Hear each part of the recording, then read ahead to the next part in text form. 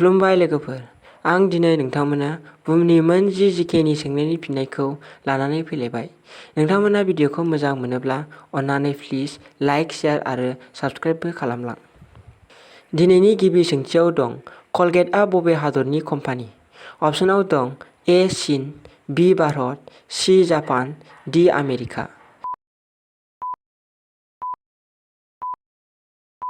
बिनि थार फिननाया जाहैबाय डि आमेरिका। नैथियाव दं उन्दै गथ'फोरनाव गासै बेसेबां हारा थायो?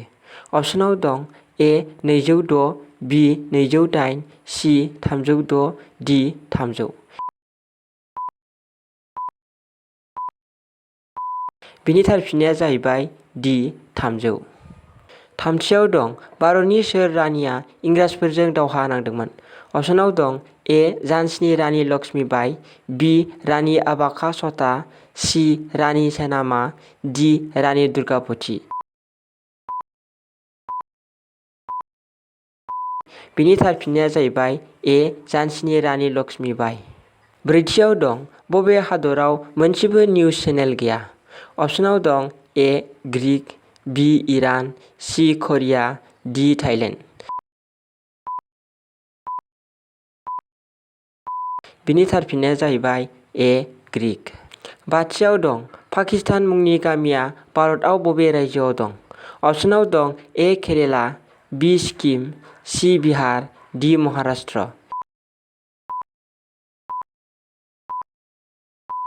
बिनि थार फिननाया जाहैबाय सि बिहार। दथियाव दं ताजमहलखौ बानायनायाव गासै साबोसे लेबारफोरा खामानि मावदोंमोन? अपसनाव दं ए 15,000, बि 20,000, सि 25,000, डि 30,000। बिनि थार फिननाया जाहैबाय बि 20,000। स्निथियाव दं फ्लिपकार्टआ बबे हादरनि कम्पानि? अपसनाव दं ए चीन, बि भारत, सि जापान, डि आमेरिका। बिनि थार फिननाया जाहैबाय बि भारत। दाइनथियाव दं सैमा फाग्ला अरोब्ला मा बेमार जायो? अपसनाव दं ए केन्सार, बि रेबिस, सि सेसक, डि मेलेरिया। बिनि थार फिननाया जाहैबाय बि रेबिस। गुथियाव दं भारतनि बबे नोगोराव सनानि एटिएम होनाय जादों? अपसनाव दं ए मुम्बाइ, बि दिल्ली, सि गुजरात, डि हायद्राबाद।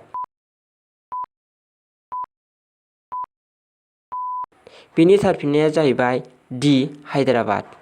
जोबथा आरो जिथि सोंथियाव दं गेट अफ इन्डियाआ बबेयाव दं? अपसनाव दं ए मुम्बाइ, बि दिल्ली, सि गुजरात, डि कलकाता।